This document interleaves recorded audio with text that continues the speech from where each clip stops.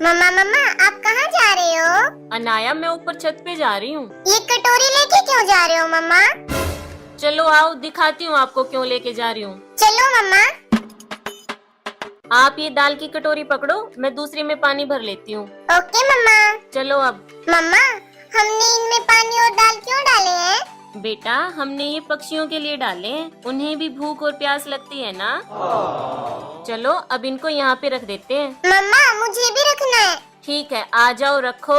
ये मम्मा कब आएंगे पक्षी ये खाने के लिए? देखो अनाया, वो आ गए।